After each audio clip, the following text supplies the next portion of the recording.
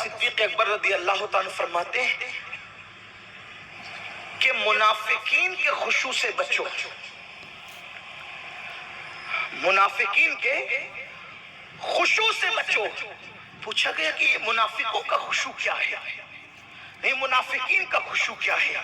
تو صدیق اکبر فرماتے ہیں منافقین کا خشوع یہ ہے کہ جسم پر تو خشوع طاری ہے نماز میں، لیکن اندر دل میں خشوع نہیں ہے، یہ منافقین کا خشوع ہے۔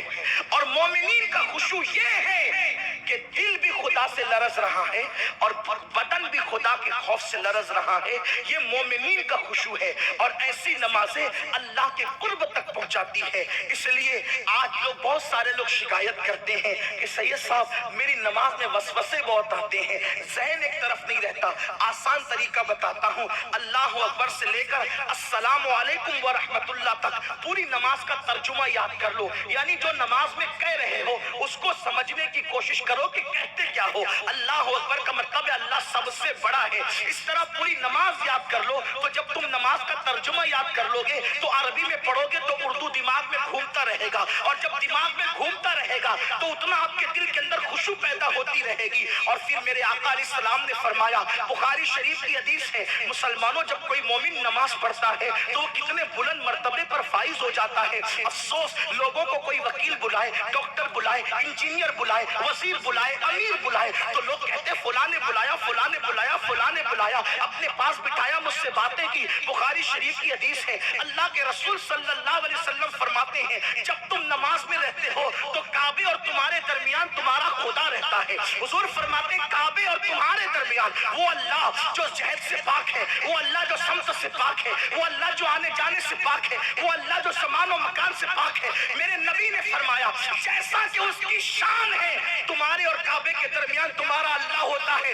اس لیے جو ہے جب تم نماز میں کھڑے ہو تو آسمان کی طرف نظریں مت اٹھایا کرو، نماز میں کھڑے ہو ادھر ادھر نظریں مت اٹھایا کرو۔ ارے کیا خیال ہے میں تقریر کر رہا ہوں، ایک طالب علم ہوں، آپ کا خادم ہوں، آپ کی جوتیاں سیدھی کرنے والا ہوں، بولو میں تقریر کر رہا ہوں، سارے لوگ میری طرف دیکھ رہے ہیں، کوئی ادھر ادھر الحمدللہ نہیں دیکھ رہا ہے، لیکن مجھے حیرت ہے کہ رب ہمارے سامنے ہو اور ہم ادھر دیکھیں ادھر دیکھیں۔ بولو یہ رب کی بے ادبی ہے کہ نہیں ہے؟ اللہ رب العزت آمنے سامنے اور جہت سے پاک ہے، لیکن اللہ کے رسول نے فرمایا جب تم نماز میں ہوتے تو تمہارا خدا تمہارے سامنے ہوتا ہے، کعبے اور تمہارے درمیان تمہارا خدا ہوتا ہے، اس لیے سامنے مت تھوکا کرو، اوپر نیچے آگے پیچھے مت دیکھا کرو، سجدے کی جگہ پر ادب سے نظریں رکھا کرو۔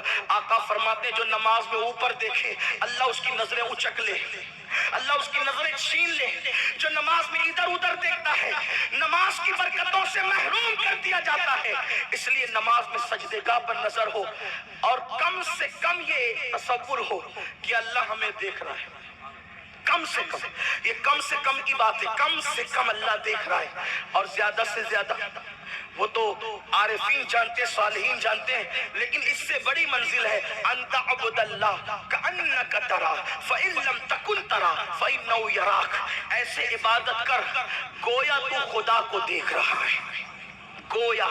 توجہ، یہ حضور کا فرمان ہے، حدیث صحیح ہے، حدیث جبریل بخاری شریف میں ہے، کیا گویا تو خدا کو دیکھ رہا ہے۔ اس کا مطلب یہ ہے کہ نماز میں خدا دکھتا ہے تبھی تو گویا تو دیکھ رہا ہے۔ دنیا میں آنکھوں سر کی آنکھوں سے تو کوئی اس کو نہیں دیکھ سکتا، لیکن قدرت نے دل کی آنکھیں ایسی دی ہے کہ جس میں خدا نظر آتا ہے۔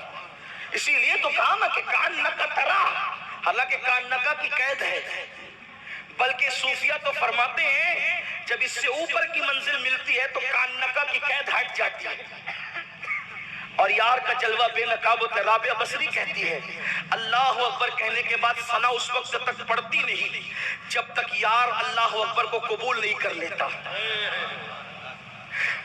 سجدہ کر کے اس وقت تک سجدے سے سر اٹھاتی نہیں جب تک کہ سبحان ربی الاعلیٰ کہہ کے رب اعلیٰ کا جلوہ نہیں دیکھ لیتی۔ ایک عورت کا یہ حوصلہ ہے، ایک عورت کا یہ حوصلہ ہے، ہم کہاں ہیں؟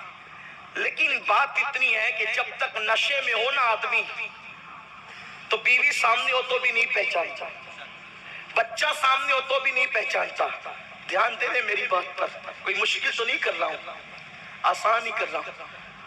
نشے میں ہو سامنے جو نہیں پہچانتا نشہ اترے تو پہچانے. پتا چلا یار کو پہچاننے کے لیے نشے سے باہر نکلنا ضروری ہے. ارے جسے شراب اور کتا گولی کا نشہ ہو اس کو یار نظر نہیں آتا، تو جس کو دنیا کا نشہ ہو اس کو یار کیسے نظر آ سکتا ہے؟ اگر اس کا مشاہدہ کرنا ہے تو انا کے نشے سے نکلنا ہوگا، اس کا مشاہدہ کرنا ہے تو تکبر کے نشے سے نکلنا ہوگا، اس کا مشاہدہ کرنا ہے تو دنیا کے نشے سے نکلنا ہوگا، اگر اس کا مشاہدہ کرنا ہے تو دنیا کے گناہوں کے نشے سے نکلنا ہوگا. لوگ نشے میں ڈوبے ہوئے، شرابی کے نشے کو تو سب برا سمجھتے ہیں، اپنے گناہوں کے نشے کو ہم کب برا سمجھیں گے؟ ذرا کوئی اس سے بھی تو باہر نکلے، ذرا کوئی اس سے بھی تو باہر نکلے اور پھر یار کی محبت کے نشے کی طرف آئے، تب پتا چلے گا کہ تیری پیدائش کا مقصد کیا ہے. ہمارے آقاؤں نے خشوع سے نمازیں پڑھی، اسی لیے اللہ کے حبیب علیہ السلام کے بارے میں اماں عائشہ کہتی ہے جب حضور نماز پڑھتے تھے تو اتنی خشوع کے ساتھ پڑھتے تھے کہ اللہ کے حبیب علیہ السلام کے سینے سے ایسی آواز اٹھتی تھی جیسے چولہے پہ رکھی ہوئی ہانڈی سے آواز نکلتی. بلکہ اذان کے بعد حضور کی کیفیت یہ ہوتی تھی کہ حضور ہم کو جیسے پہچانتے ہی نہیں ہو. اذان کے بعد آقا کی کیفیت یہ تھی جیسے پہچانتے ہی نہیں ہو. امام زین العابدین سید سجاد بیمار کربلا مظلوم کربلا امام العابدین امام الائمہ سیدنا امام زین العابدین علی ابن حسین جب وضو کرتے تو آپ کا چہرہ ایسے پیلا ہو جاتا جیسے کسی نے خون نچوڑ لیا ہو. لوگ کہتے ہیں آپ کا چہرہ پیلا کیسے ہو جاتا ہے؟ فرماتے ہیں تمہیں پتا نہیں وضو کے بعد کس کی چوکھٹ پہ کھڑے ہونے جا رہا ہوں، کس کے در پہ کھڑے ہونے جا رہا ہوں. نماز پڑھنے والا خدا سے ہم کلام ہوتا ہے، خدا سے بات کرتا ہے. لوگوں کو نماز کی اہمیت کیا پتا، لیکن کوئی خشوع کے ساتھ پڑھ کر تو دیکھے. تو قرآن کہتا ہے پہلی بات، پہلی صفت مومن کی کہ وہ خشوع سے نماز پڑھتا ہے. حضرت عروہ بن زبیر جسم میں ناسور ہو گیا، ایسا خطرناک ناسور ہوا کہ بہت درد سے تڑپتے تھے. لوگوں نے کہا کہ اس کو کاٹے کیسے؟ تو کہا جب وہ نماز پڑھیں گے تب کاٹیں گے. حالت نماز میں وہ عضو کاٹ لیا گیا، حضرت عروہ کو خبر بھی نہیں ہوئی. اور مولا کائنات کی نماز تو بڑی مشہور ہے کہ وہ تیر نکالنے والا واقعہ حالت نماز میں.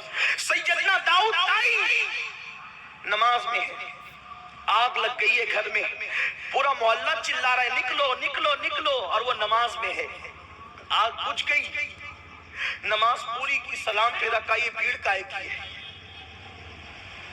حضرت داؤد طائی امام اعظم کے شاگرد ہیں، اپنے وقت کے بہت بڑے صوفی ولی بزرگ ہیں. فرماتے ہیں بھیڑ کائے کی ہے، یہ دھواں کائے کا ہے؟ کہا حضرت آپ کے گھر میں آگ لگ گئی تھی، گھر جل رہا تھا، ہم آپ کو بچانے کے لیے آواز دے رہے تھے اور آپ کی محبت میں یہ بھیڑ جمع ہوئی. فرمایا اللہ کی عزت کی قسم میں تو یار کی بارگاہ میں کھڑا تھا، مجھے خبر ہی نہ ہوئی. یہ نمازیں تھی، اور یہی نمازیں انسان کو مرتبے تک لے جاتی ہے. ہم جو نماز پڑھ رہے ہیں بڑی معذرت کے ساتھ، پہلے تو پڑھتے نہیں اور پڑھتے تو خشوع نہیں. سبحان ربی الاعلیٰ کہہ رہے، پتہ نہیں کہ رب اعلیٰ کی شان بھی کیا ہے، معلوم ہی نہیں ہے کہ سبحان ربی الاعلیٰ کا مطلب کیا ہے. الحمدللہ رب العالمین پڑھ رہے، پتہ ہی نہیں کہ الحمدللہ رب العالمین کا مطلب کیا ہے. جو کہہ رہے ہو خدا کی بارگاہ میں وہ نہیں سمجھ